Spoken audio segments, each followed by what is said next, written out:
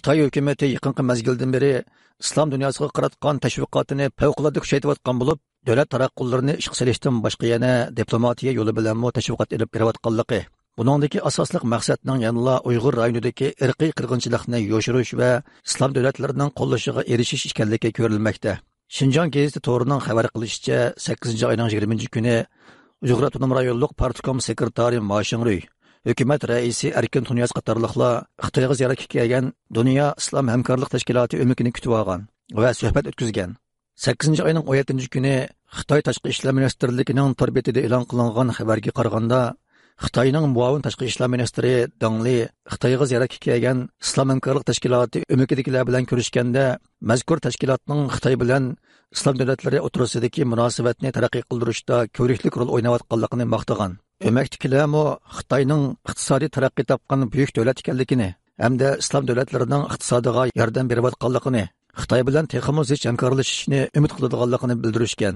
Islom hamkorlik tashkilotimi 17-avgust kuni o'zining torbetida e'lon qilgan xabarda Islom hamkorlik tashkilotining yuqori darajalik o'miki Xitoyning muavin tashqi ishlar ministrining taklifi bilan Xitoyni ziyorat qildi. Ömək tarkibida 25 davlatning vakili bor. Ömək a'zolari ziyorat jarayonida Xitoy Kompartiyasi Markaziy komiteti birliksat bo'limining muavin boshlig'i bilan ko'rishdi. Suhbatda Islom hamkorlik tashkilotiga a'zo davlatlar bilan Xitoyning hamkorligi muzokara qilindi. Mazkur o'mak yana Shinjongga berib, yerlik musulmonlarning turmush ahvolini ko'zdan kechirmoqchi deyilgan. Xitoyning Islom hamkorlik tashkiloti o'makini taklif qilib, Uyg'ur rayoniga ziyoratga berishga o'rinlashtirishining maqsadi nihoyat aniq bo'lib, Shinjong gazetining xabarida bu nuqta ro'shan gavdlangan. Ma Shingruy o'mak a'zolari bilan ko'rishganda ularga mundaq degan: Yaqinqi yillardan buyon Amerika qatorliq g'arb davlatlaridagi Xitoyga qarshi kuchlar Shinjongdagi kishilik huquq masalasi to'g'riliq fitna-ag'ava taqib, Shinjong orqali Xitoyni cheklash g'arzini ishga oshirmoqchi bo'ldi. Islom hamkorlik tashkiloti va islom dunyosidagi haqqoniyatchi ulamolar boshdan oxir amaliyotchil maydonda turib, Shinjong uchun adolatni yoqladi. Biz buningga rahmat aytamiz. Vakillar bu qatim Shinjongning bir qism joylarini ziyorat qildi. Shinjongning amaliy ahvolini texmo tushundi. Ko'pchilikning bu ziyoratda ko'rgan anglag'anlarini boshqalarga yetkazib, xalqaro jamiyat va islom dunyosining haqiqiy Shinjongni atrofliq tushunishiga turtki bo'lishini umid qilaman. Bugungi Pokiston gazeti 20-avgust kuni bu vaqtda maxsus xabar berib, Islom hamkorlik tashkiloti umikining Qashqarni ziyorat qilib, xalqning turmushining yaxshilanganligini maqtaganligini tashviq qilgan. Xabarda aytilishicha, Pokistonning Islom hamkorlik tashkilotida turishliq doimiy vakili, o'mak a'zosi Said Muhammad Fawad Sher Xitoyni madhiyalab mundaq degan: Xitoydagi ziyoratimiz qo'limizni ochdi. Urumchi va Qashqardagi ziyoratimiz bizga amaliyotni ko'rish hamda bu rayonga bo'lgan xato tushunchamizni to'g'rilash fursati berdi. Bu ziyorat Islom hamkorlik tashkilotining bu rayonga munosabatli xato qarashini tuzib olishiga yordam berdi. Buningdan ilgari Mashg'ulot qatorliqlar xalqaro islom tashkilotlari o'migini ko'plab kutib olgan bo'lib, bu yil 8-oyning 6-kuni islom davlatlarining Xitoyda turishliq bosh elchilari o'migini, 6-oyning 1-kuni Arab davlatlari ittifoqi vakillari o'mikini, 1-oyda bo'lsa dunyo musulmon ulamolari o'mikini kutib olgan edi. Uningdan boshqa Mashg'ulot qatorliqlar bu yil 7-oyning 18-kuni Pokiston ulamolari o'mikini, 8-oyning 4-kuni Indoneziya ulamolari vakillarini kutib olgan bo'lib, yuqorqi o'makliklarning hech qaysisi Uyg'ur musulmonlari haqida bir eg'iz haq qilmagan. Hatto Xitoyning irqiy qirg'inchilik jinoyati va diniy bostirishlarni inkor qilgan edi. İgilişimizce İslam hamkorlik tashkilotining bu qatimliq ziyorati Amerika hukumati 2021-yilning 5-ida Xitoyning jinoyatini irqiy qirg'inchilik deb jakalagandan buyon Uyg'ur rayonini tunji qatim ziyorat qilishi hisoblanadi ekan. Biz bu tashkilotning ijtimoiy aloqa torbetiga kirib, ularning Uyg'ur rayonidagi ziyorati va nima uchun Xitoyning tashviqotiga moslashadiganligi to'g'riliq savol qo'yib, xat yozgan bo'lsaqmi, javob ololmadik. Kommunizm qurbonlari xotira fondining tadqiqotchisi Adrian Ziniz apandi Twitterga yo'llagan inkosida mazkur tashkilotning Xitoy ziyoratini ayblab mundaq deydi: İslomiy hamkorlik tashkilotining yuqori darajalik a'zolari o'miga Shinjongni ziyorat qilib, Xitoyning siyosatini maqtabdi. Bu musulmonlar tashkilotining Xitoyga buncha xushomat qilib ketishi odat ish emas. Ular irqiy qirg'inchilikni yoshirish uchun qilingan bu ko'z bo'yamchilikdan qanchalik naf olaydi? Xitoy hukumatı ularga nima berdi? Kishilik huquqni kuzatish tashkiloti Xitoy ishlari bo'limining mas'uli Sofi Richardson xonim İslam hamkorlik tashkilotining o'z prinsipiga o'zi amal qilmaganligini bildirib, mundaq dedi: The OIC describes itself as the collective voice of the Muslim world, and I think the credibility. İslam Həmkarlıq Təşkilatı özünü Müslümanlar dünyasının ortaq avazı deb ta'riflaydi. Agar bu gap rost bo'lsa, ular Uyg'ur rayonida masjidlarning vayron qilinganligini, ibodat qilishning cheklanganligini, islom dinining terrorlik va ruhiy kasallik deb qaralganligini, Uyg'ur va boshqa musulmonlar yurgizayotgan bu bostirishning insoniyatga qarshi jinoyat ekanligini jakarlashi kerak. Crimes against humanity targeting Uyghurs and other Muslim communities in the Uyghur region.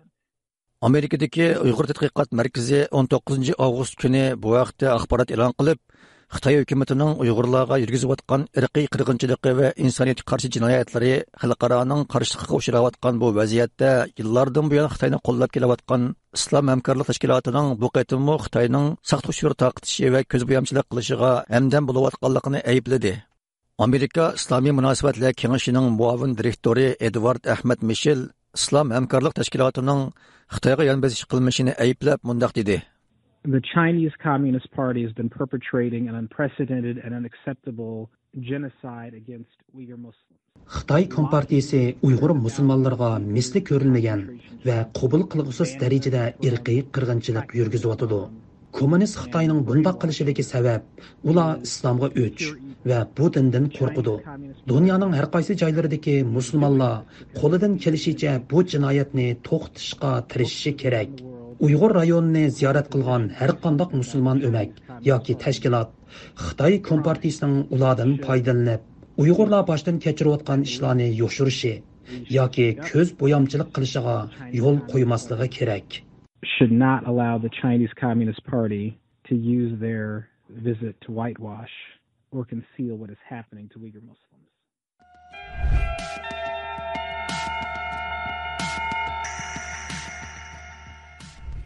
Hindiston vaqti gazeti taraqqusi 21 avgust kuni o'zining YouTube kanalida Dunyoviy musulmonlar tashkilotining kazzobligi, Uyg'urlar masalasida Xitoyga yonbosadiganligi oshkorlandi nomli 3 minutlik video e'lon qilgan bo'lib, mazkur tashkilotning Xitoyni Xi Jinpingni madiyalab, u joydagi keng ko'lamli diniy bostirish va insoniyatga qarshi jinoyatlarni inkor qilganligini, Xitoyning planliq o'rinlashtirgan ziyoratiga maftun bo'lib, Xitoy kutgan tashviqotga moslashib, dunyoga yolg'on saqt uchur berganligini tanqidlagan.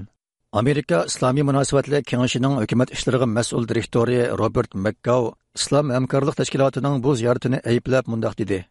It seems inappropriate for the OIC to make dealings and negotiations with China as they are forcing Uyghurs into slave labor camps. Xitoy hukumati Uyg'urlarni majburiy emgak lagerlari va boshqa qamoqxonalarga solayotgan ahvolda Islomiy hamkorlik tashkilotining Xitoy bilan suhbatlashishi qamlashmagan bir ish. Ular bu irqiy qirg'inchilikni yo'lliqdek ko'rsatmasligi kerak. Strategik hamkorlik degan o'zaro ishonch va hurmat asosida bo'ladi. Xitoy hukumati Uyg'ur va boshqa turkiy millatlarning e'tiqod erkinligiga hurmat qilmoqcha, ular bilan hamkorlashqili bo'lmaydi. İslomiy hamkorlik tashkiloti o'zining islom dunyosining ovozi bo'lishdek inovatini saqlayman deydi ekan, Uyg'urlar uchrayotgan zulmga sukut qilmasligi, ularning erkin ibodat qilishi, erkin so'zlishi va fikr qilishining cheklanmasligiga kafolatlik qila olishi kerak. By ensuring that Uyghur Muslims are no longer being silenced in their speech or in their freedom to worship in Xinjiang. Ma'lumotlarga qaraganda, Islom Hamkorlik Tashkiloti 1969 yil qurilgan bo'lib, bosh shtabi Saudiya Arabistonining Jidda shahriga joylashgan. Bu tashkilotga a'zo 57 davlat ichida 48 davlat musulmonlar ko'p sonliqni tashkil qiladigan davlatlar ekan. Musulmonlar dunyosining o'rtaq ovozi degan shuarni yetakchi qilgan bu tashkilot necha yil burun Xitoy hukumatining Uyg'urlarni bostirish jinoyatini qo'llab, xalqaroning tanqidiga uchragan bo'lib, 2020 yil 17 dekabr kuni Amerika Musulmon Tashkilotlar Kengashi Uyg'urlarga tezdan ozodlik qatorliq o'rinlar birlikda bu vaqtda maxsus tor muhokama yig'ini o'tkazgan edi.